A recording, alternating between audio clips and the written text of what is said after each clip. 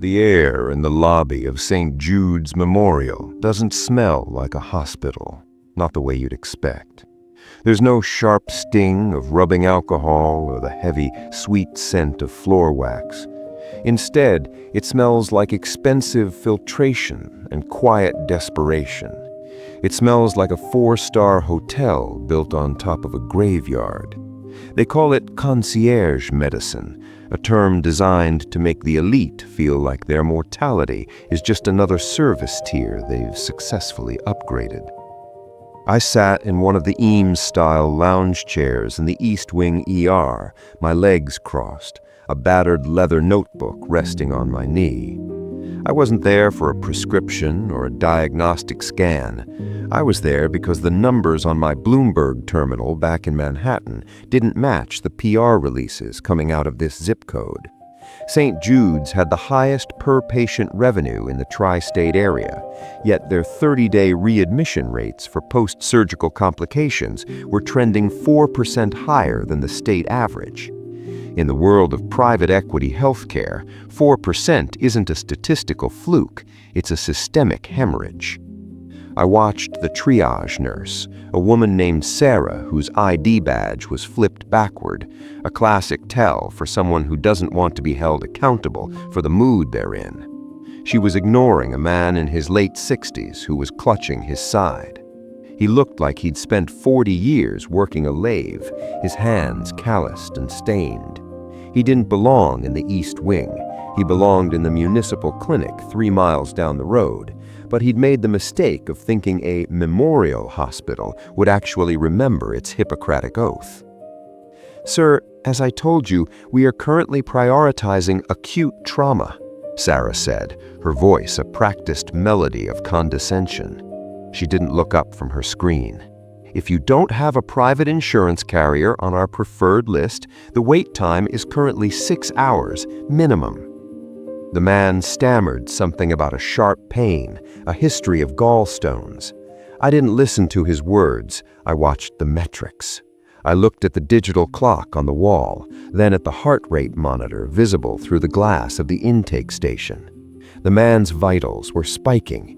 He was a ticking liability, and Sarah was treating him like a nuisance on her lunch break. I stood up. I didn't run. People in my position don't run. We move with the deliberate heavy gravity of a closing bell. I walked to the desk, not looking at the man, but looking directly at the monitor Sarah was supposedly working on. She was scrolling through an internal memo about the upcoming Christmas gala. "He's showing signs of a biliary obstruction," I said. My voice was flat, devoid of empathy, just cold, hard fact. "His systolic is 165 and climbing. If you keep him in this chair for 6 hours, he's going to go into septic shock in 4, at which point his lack of preferred insurance becomes a $1 million wrongful death suit that your malpractice carrier will refuse to cover because you ignored a visible triage crisis." Sarah finally looked up. Her eyes weren't filled with concern. They were filled with the territorial rage of a mid-level bureaucrat who has just been told how to do her job by someone she perceives as a nobody. I wasn't wearing a suit. I was wearing a charcoal hoodie and jeans. To her, I was just another concerned relative, or worse, a Google doctor making a scene. "And who are you?" she asked, her voice dropping an octave into a threat. "Are you a physician licensed to practice in this state? Because if not, you are currently interfering with clinical operations. That is a felony-level disruption." "I'm a student of efficiency," I tapped my notebook, "and right now, your efficiency is at a 0. Move him to Bay 4, now." Before she could respond, the double doors behind her hissed open. Dr. Marcus Sterling stepped out. I knew Sterling from his file. He was the director of emergency medicine, a man who spent more time on the golf course with the board of directors than he did in a scrub suit. He was the architect of the profit-first triage model I was currently auditing. I looked at me, then at the man in the chair, then back to Sarah. He didn't see a patient. He saw a brand management problem. "Is there a problem here, Sarah?" Dr. Sterling asked. He didn't look at me. He spoke over me as if I were a piece of furniture that had been moved into the wrong hallway. "This man is harassing the staff, Doctor," Sarah said, her voice trembling with a mix of performative victimhood and spite.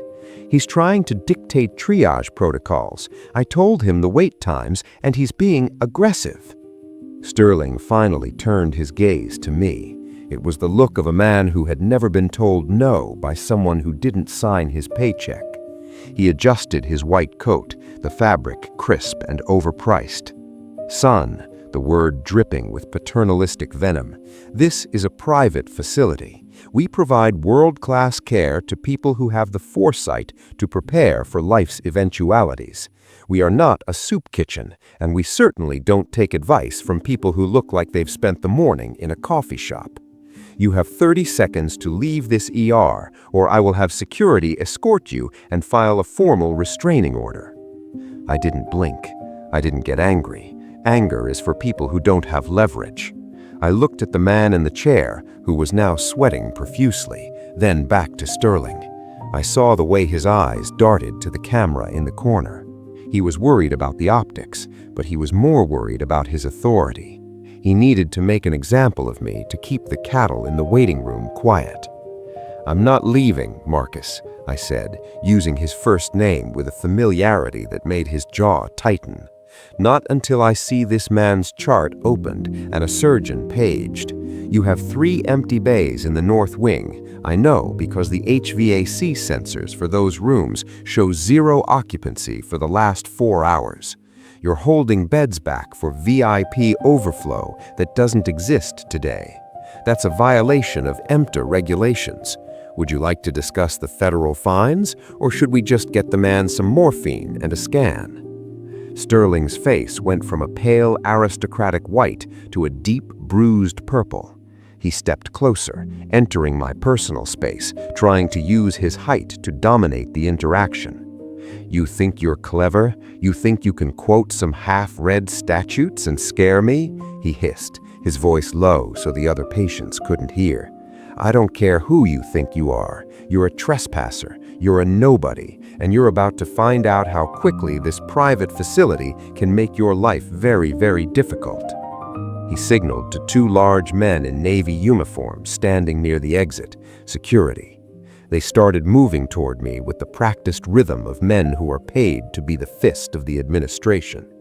"Get him out of here," Sterling commanded, turning his back on me. "And if he tries to come back, call the police. Tell them we have a disturbed individual threatening staff." The larger of the 2 guards grabbed my arm. His grip was tight, meant to hurt, meant to remind me of my place in the hierarchy.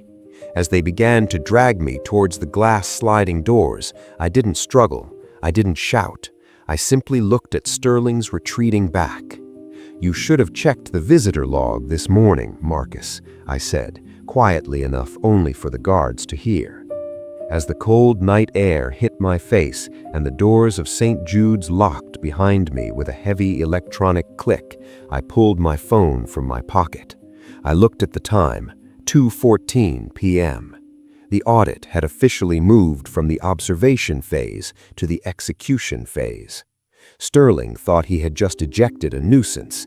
He had no idea he had just signed the death warrant for his career. I hit a speed dial button. "It's me," I said when the voice answered on the first ring. "The infection is worse than the data suggested. Initiate the red cell protocol.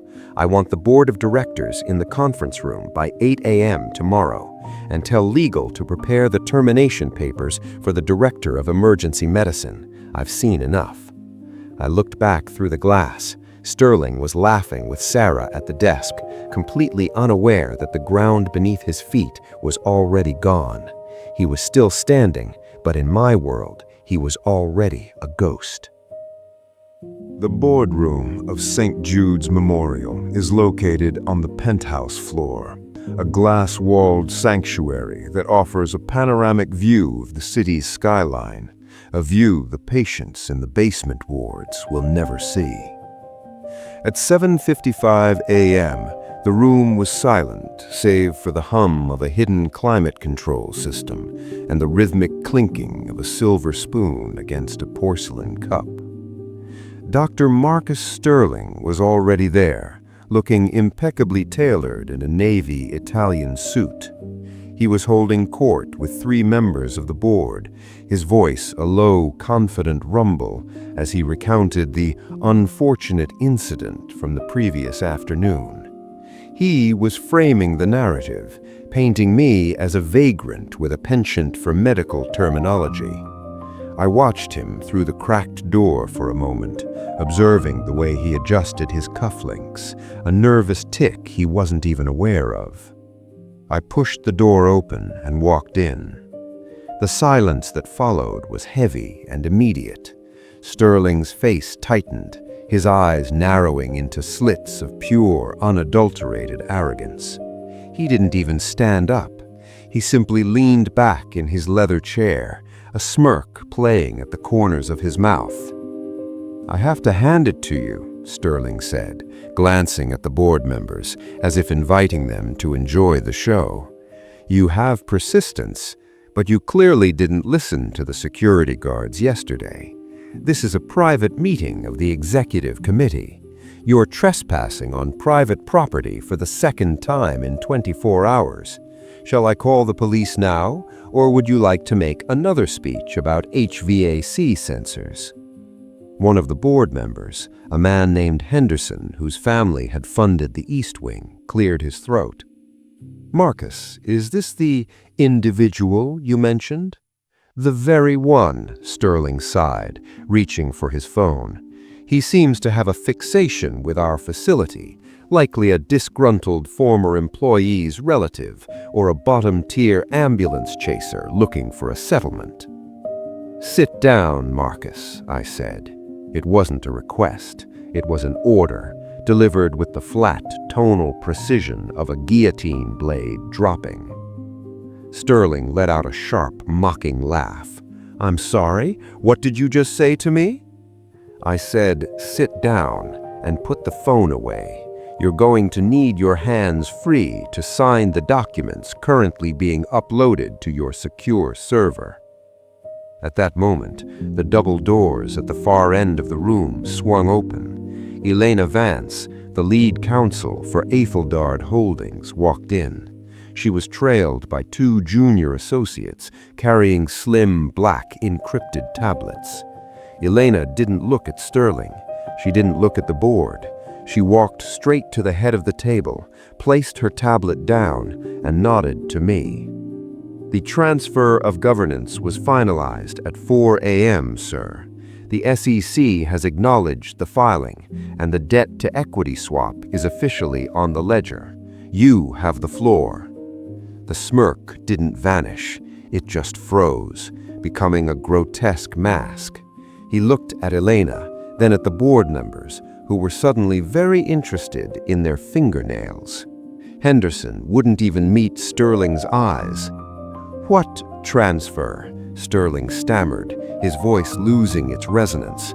"What is she talking about? St. Jude's is a non-profit foundation managed by a foundation that defaulted on its municipal bond obligations 3 years ago," I interrupted, pulling out a chair and sitting at the head of the table. "A foundation that entered into a predatory bridge loan agreement with a shell company called Blue Line Medical. What you didn't realize, Marcus, is that Æthelgard Holdings bought Blue Line's debt for 12 cents on the dollar last quarter. In the event of a breach of fiduciary duty, such as, say, a systematic manipulation of patient mortality data to hide gross negligence, the debt converts to 51% of the voting shares immediately." I tapped a key on the tablet in front of me. The massive LED screen at the front of the room flickered to life. It didn't show the hospital's glossy annual report. It showed a heat map of the East Wing ER. Red zones indicated avoidable mortality. "Yesterday, you told me you didn't take advice from people who look like they spend their mornings in coffee shops," I said, leaning forward. But while I was in that coffee shop, I was cross-referencing your concierge triage logs with the actual coroner reports from the last 18 months. You've been dumping high-risk, low-insurance patients into the municipal system after they've already stabilized, just to keep your internal death rate metrics low. But you missed something. You didn't count the dead on arrivals in the ambulances you redirected. That's not medicine, Marcus. That's statistical fraud. The physical collapse of Sterling was fascinating to watch. The arrogance drained out of him, replaced by a gray, waxy pallor. He tried to stand, but his knees seemed to buckle, and he slumped back into his seat. The master of the universe was suddenly just a man in an expensive suit, realizing the room was getting smaller. Those figures are proprietary, he whispered. You have no right to. I have every right, I said, my voice dropping to a whisper that carried more weight than a shout. I own the building, I own the equipment, I own the very chair you're sitting in, and as of 5 minutes ago, I own the rights to your professional liability insurance, which I am currently canceling due to a disclosed material breach of clinical safety protocols. The logistics of power are never about the visible fight. They are about the invisible strings. I explained to the board in clinical detail how the acquisition had been structured. We hadn't just bought a hospital, we had performed a hostile takeover of a failing ecosystem.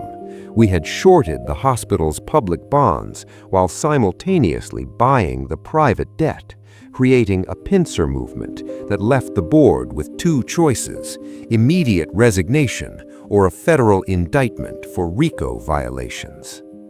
"You're a vulture," he hissed, a spark of his old venom returning. "You don't care about the patients, you just want the real estate. You're destroying a legacy for a balance sheet." "The legacy you're talking about is a graveyard of people who couldn't afford your concierge premiums." I looked at Elena. "Is the transition team in the lobby?" "Yes, sir," she replied. "Chief of surgery and the head of nursing have been briefed. They are currently assuming operational control of the floor." I turned back to Sterling. He looked small now, pathetic. The hierarchy had flipped so fast, he was suffering from psychological bends. "You asked who I was yesterday, Marcus," I said, standing up. "I'm the auditor, and your accounts are empty." I gestured to the door. 2 new security guards, men I had personally vetted, men who didn't take orders from Marcus Sterling, stepped into the room. "Dr. Sterling, you are being escorted from the premises.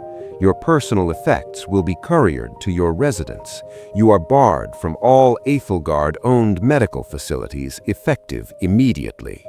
If you attempt to contact any staff member, it will be treated as witness tampering."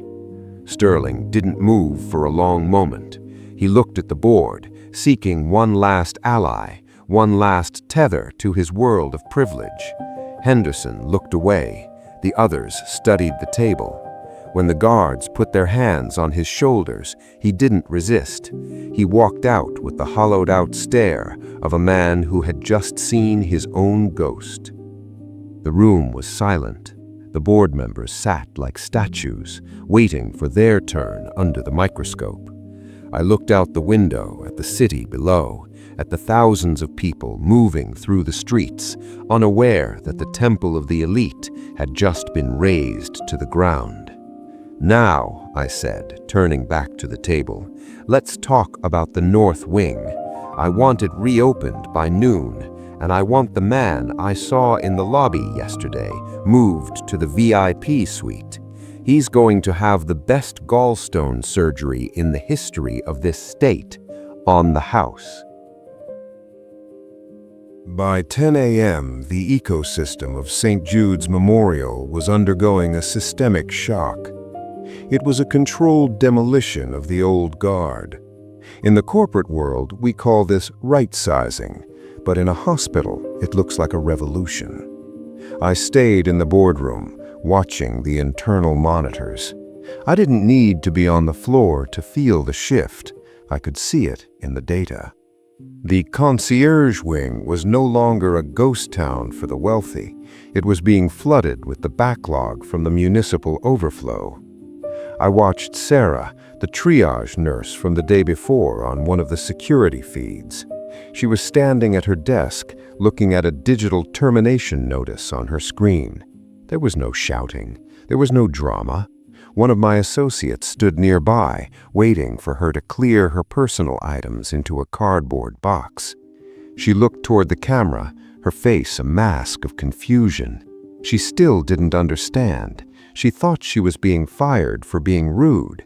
She didn't realize she was being excised because she was a malfunctioning component in a life-saving machine. In my world, if you can't tell the difference between a person and a paperwork delay, you're not an asset, you're a leak. The man from the lobby, Mr. Aris, according to his chart, was already in the OR. He didn't know that his surgery was being used as the inaugural case for the new Survival First protocol. He didn't know that the surgeon operating on him was the former vice chair who Sterling had sidelined for spending too much time on non-billable complications. We were realigning the incentives. Under Sterling, the KPI was EBITDA per bed. Under me, the KPI was the delta between the predicted mortality and the actual outcome. We were going to make it more profitable to save a life than to let one slip through the cracks. I left the boardroom and took the private elevator down to the basement parking garage.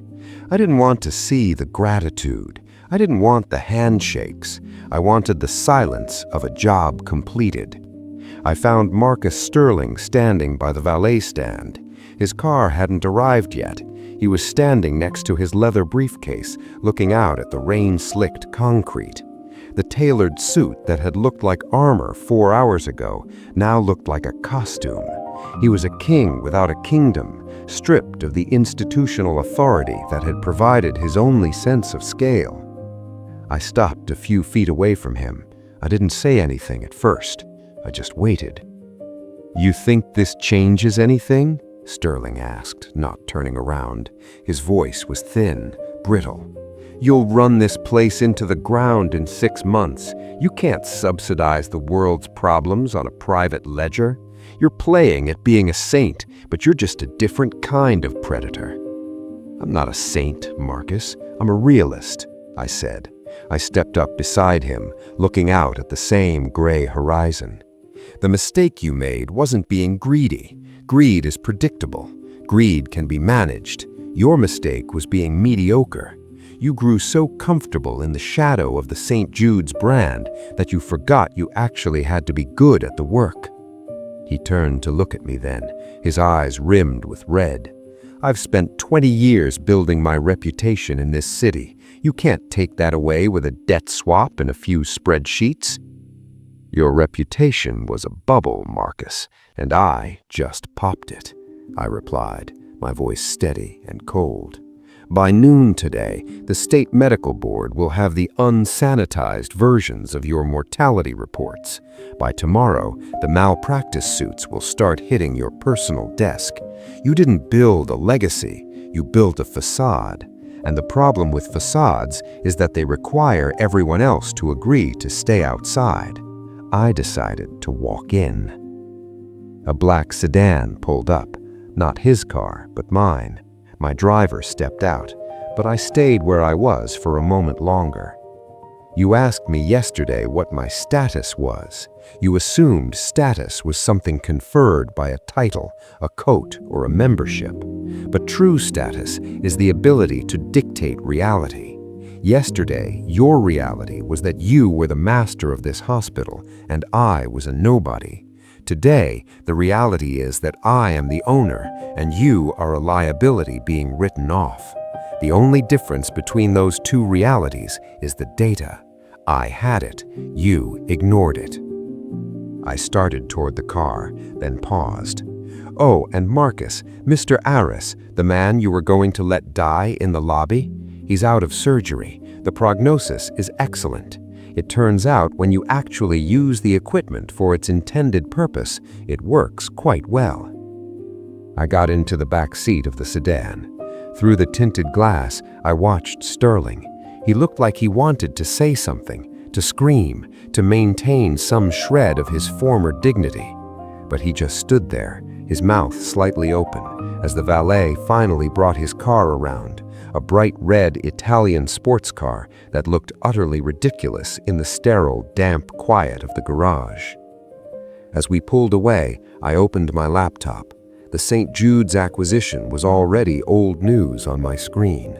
There were 3 other facilities in the Midwest showing similar statistical anomalies, distressed assets masquerading as elite institutions.